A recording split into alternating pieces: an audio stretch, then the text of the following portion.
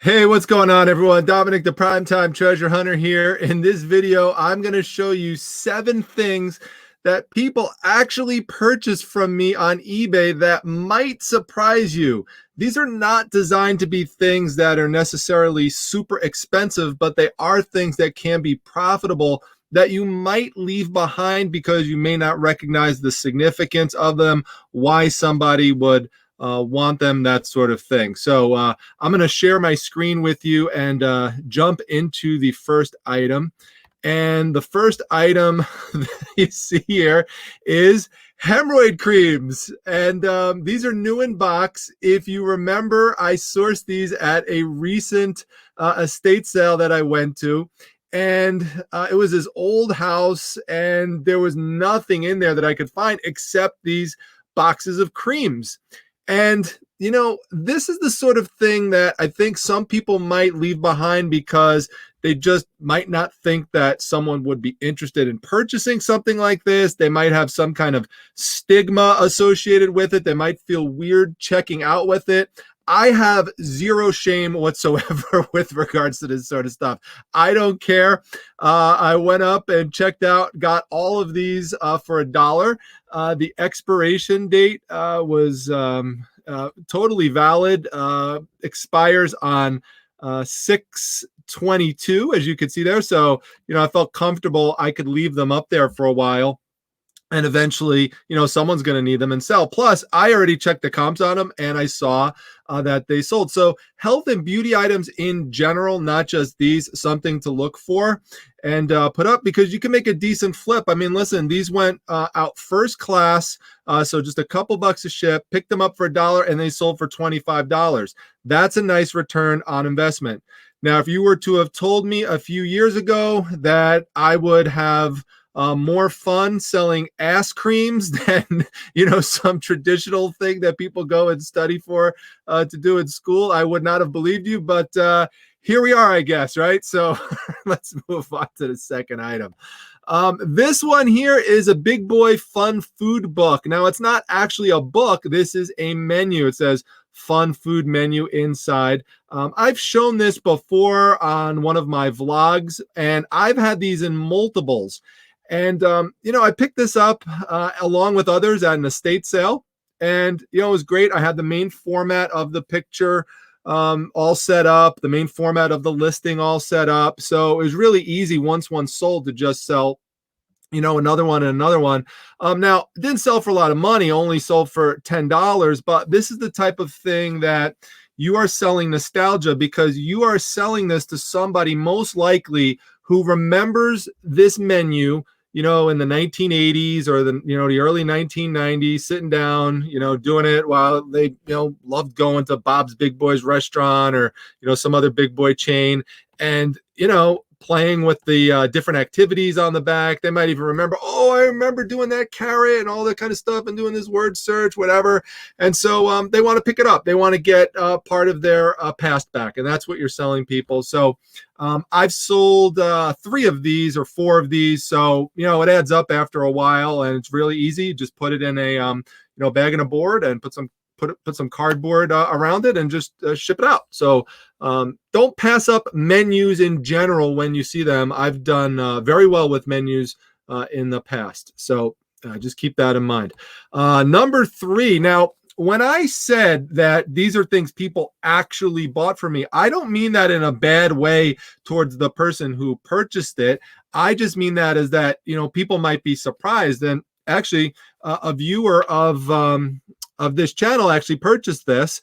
And this is a clown light switch cover. Now, you might say to yourself, well, what's so surprising about that? You know, you've told us before that, you know, clown things sell and circus stuff sells. Well, here's the reason. It's because of the actual nature of this, and that if you look really closely here at the edges, okay, this was actually cut in half. And you could see it better on this picture over here, which you could even see some of the frayed plastic on the side. And I think this is something that a lot of people would leave behind. You could even see from behind even more. Just look at that. Look how it's not even even. It's just sheared right down like that. I think a lot of people would leave it behind for that reason. And so the point I want to make here is that even if there's condition issues sometimes with the items, if they're in an area that people really enjoy, like circus items and clown items, and if it's vintage and if it's colorful and stuff like that, if it's also something that's going to go in a child's room, like this might be a good example of that, and the child's not going to really care. The child's not going to look at the at the side of the edge and say, oh, well, mom, I don't like this because it's jagged on the side. They're not going to care. What's going to bring that child joy is that there's a clown with balloons in it. And so you've got to kind of think ahead and think how people might reason through this to look past some defects that you can't really do anything about. I mean, that's just, that is what it is. Now, by the way, if you remember, this is one I sourced a while ago. It was at a house that was inside an old dentist's office. And this was just one of the things that was on one of the, light cover switches that I took off. And so that's why I say to always look for these things out of state sales. Again, not a ton of money, $10, but super easy to ship. Just put it in a little poly bag with some air bubbles, and there you go. It's off. Person has received it. Thank you for the purchase, and left positive feedback. So I'm thankful about that one. Next one, and I showed this recently on an estate sale, is this new old stock gas tank leak sealer. Even with the the old price on it. People love new old stock items. Now, the only thing I'd tell you to be careful with things like this or with old caulks is that you've got to press down on it to make sure that it hasn't completely hardened and turned into a brick, because then people can't use it.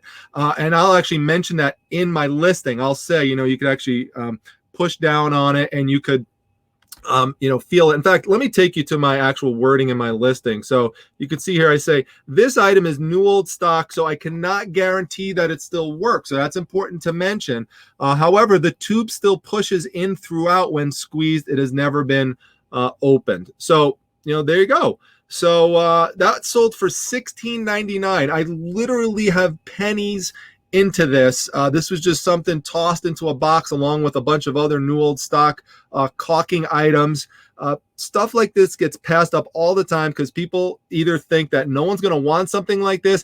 It doesn't look cool. It kind of looks boring, right? It doesn't even look as, colorful as as the clown or something like that. So that's another reason people might pass something like this up. It has a price written on it. People might, just totally ignore it for that reason. But look for those items that I call non-sexy items. They're not things that are just real visually appealing. They're not things that are, known as or thought of as collectibles, but they're things people might want that, someone might have used this product in the past and had a lot of success with it.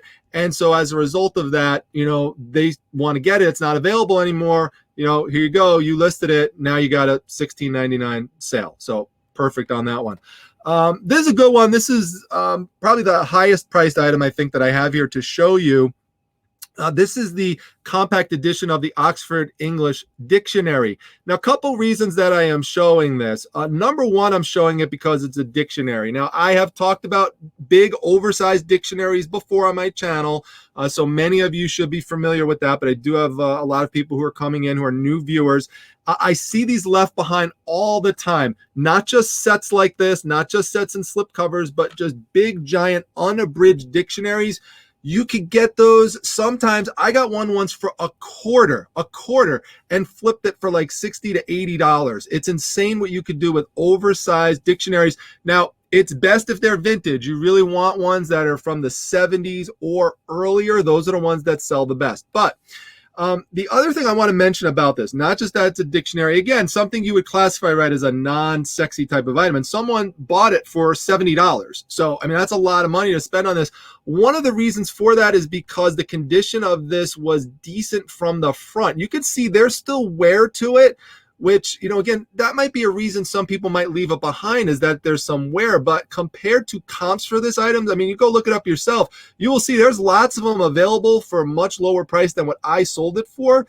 but you have to also recognize what condition the other people have it in, and it's usually really in bad shape. So because this presented much better than many of the others from the front, I still was able to get that $70 price tag out of it. And that's even factoring in the bottom. And, a lot of times people don't really care so much about the bottom because you can't see it. But this is a big slice, and I can't show it that well because it won't magnify, but on the side right here, there's a big slice that slices right across. I mean, it's a tear right through the side. But again, because it presents well from the front, someone was still willing to purchase it. And the other reason this was left behind, by the way, at the end of an estate sale, some of you might remember it. I got it for like $2 or something. It was just a couple bucks for it. Is that the item that's supposed to be in here is missing, which is a magnifier, because the font on this thing is like microscopic. I mean, look at that. It is so tiny. It's like the tiniest print dictionary I have ever seen. It's crazy. But here's the thing you have to rationalize with this, right? Okay, so it's missing the magnifier. If it had the magnifier, it would go for a little bit more, but it's a magnifier or a magnifying glass. Anyone could just go out and buy a magnifying glass and put it in there. So that's not that huge of a thing. That's not the real main collectible reason someone's purchasing an item like this. So again, these are the things you have to think through. If I just had the magnifying glass and didn't have the dictionaries, obviously no one's going to purchase it. But so that's what I mean, though. You got to figure out, why is somebody purchasing it from you? That's something that could easily be replaced, and it's not going to be a big deal if it's a different magnifying glass.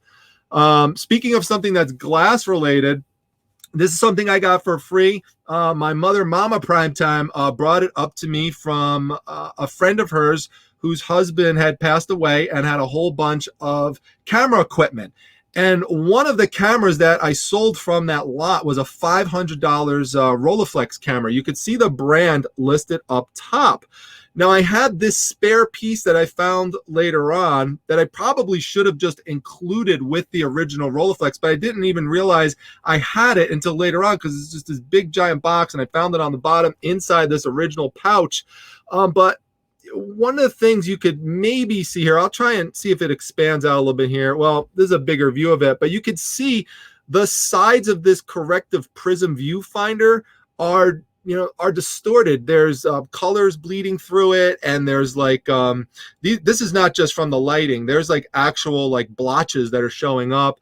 There's like scratches inside of it. So this is just being sold for parts or repair, but still sold for $32.50. So the key with this one is recognizing brand. And if you find anything that says Rolleiflex or Rollei, R-O-L-L-E-I on it, you definitely want to pick that up, even if it's broken or damaged. If you could get it for cheap, you could have a nice flip on it. Again, another first-class shipping item right here. This thing's tiny.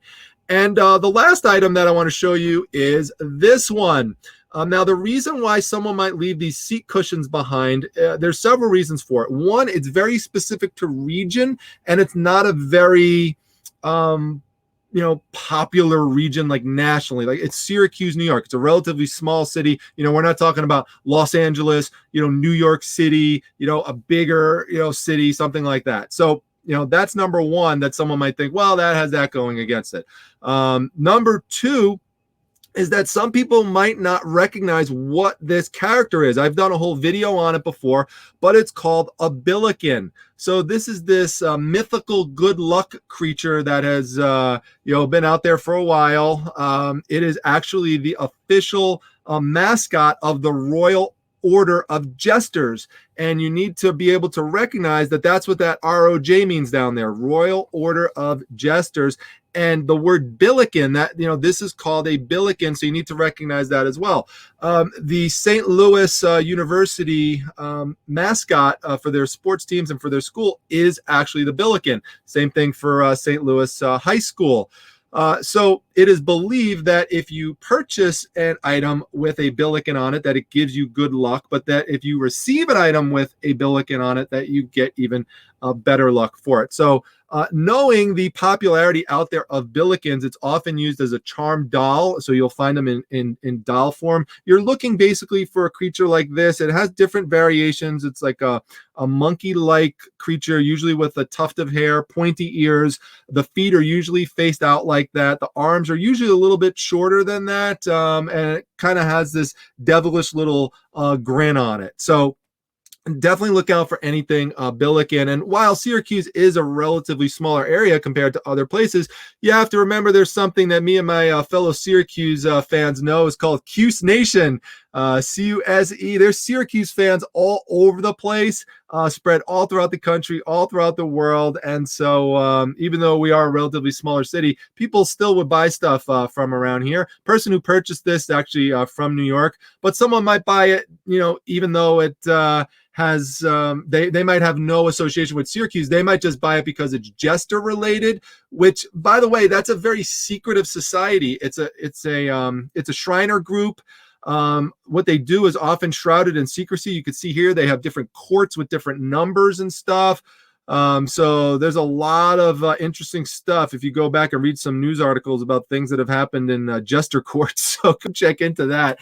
It's very interesting. But so people might buy it for that or might buy it just for the Billiken. So pretty cool items. I just wanted to share these things with you and, teach you about a few things if you were not aware of them. So be on the lookout for these things. You never know what's going to sell sometimes on eBay, but there's all sorts of possibilities. And as you can see, every single one of these things is outside of my main niche, which is comics and toys, and none of these things are that. I mean, this would be the closest thing because you have some kind of like comic looking thing on the front, but it's not a comic book really. So that's another point. I always say just keep going out there, diversifying the areas that you sell in, get into new niche areas, and just continue to grow and expand your business. And I hope that this video helps you do that.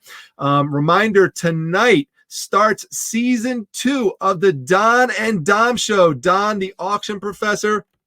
I am very excited to start that back up again. That's going to be on Don's channel tonight at 8 p.m. Eastern Standard Time. We will continue to do shows alternating on each other's channel. The video tonight is going to be focused on sourcing in the fourth quarter and what to do in emergency situations again with regards to sourcing. If we have to go through another shutdown or some other emergency happens, how do we best prepare for that? And of course, we'll take questions and answers and have the usual fun and banter. So I hope to see you there. And make sure you give this video a big giant like. Make sure you subscribe to the channel. Come by to my Facebook group, the Facebook Reselling Resource Center, and follow me on Instagram at prime_time_treasure. And last programming note, tomorrow night on my channel, 9 p.m. Eastern Standard Time, none other than Harry Tornado coming on for the interview. So it's going to be a lot of fun. I'll see you there, folks. Take care.